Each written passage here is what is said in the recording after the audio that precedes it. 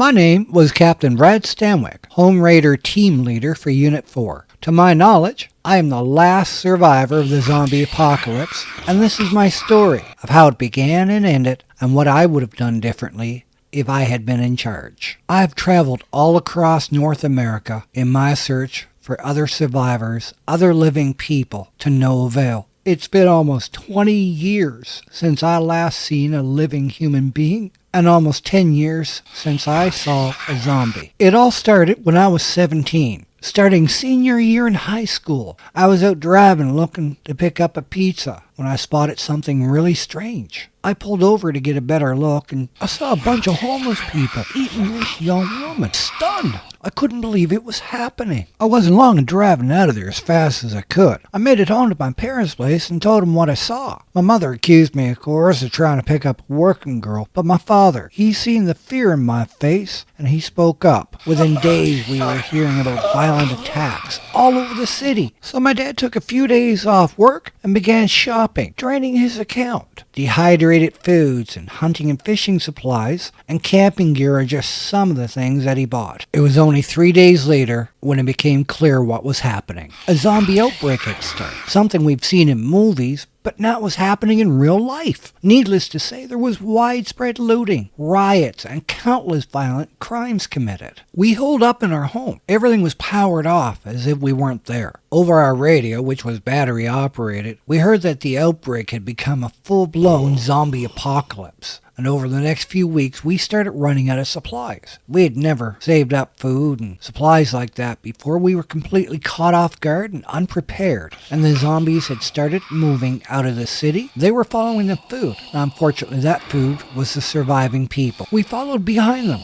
very careful not to run into multiple groups or get caught in between them. We eventually were rescued by the military under the command of Secretary of Defense General Melissa Payton. We were taken to what they referred to as home. This was their main base. They had thousands of soldiers and even more civilians. However, it was only months later that the order was given to pack up. We were once again on the move to a new location. Apparently, scouts had confirmed that a base with thick concrete walls was able to be secured. It was a very, very long journey, made longer by the fact that we were constantly stopping for gas and supplies. And every now and then, we would run up against a herd of zombies.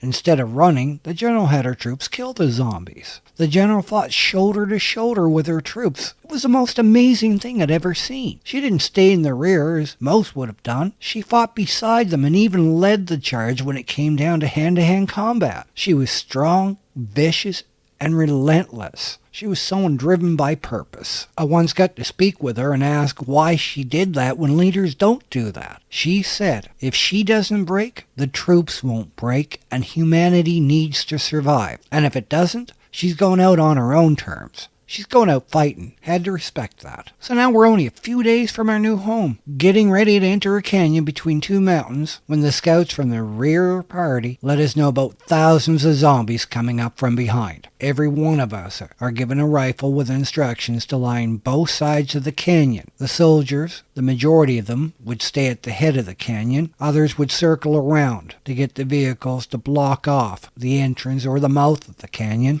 once all of the zombies had entered. Those of us at the sides are ordered not to fire until told to. The plan was to draw them in by having the group of soldiers at the head of the canyon fire at the zombies, causing them to continue forward. Once they're all in the canyon, the reserve group of soldiers were to seal off the mouth of the canyon with our vehicles. Then we were all told to open up fire. It was a very exhausting battle that lasted more than 20 hours. At first, I only hit 1 out of 7 or 8 shots, but we all got better as the hours wore on, and eventually the herd was defeated and we made our way to our new home. I'll end things here for now, as I have to take my post on the wall. I will continue this later. Don't forget to leave a like if you want to hear more. Good luck, fellow survivors.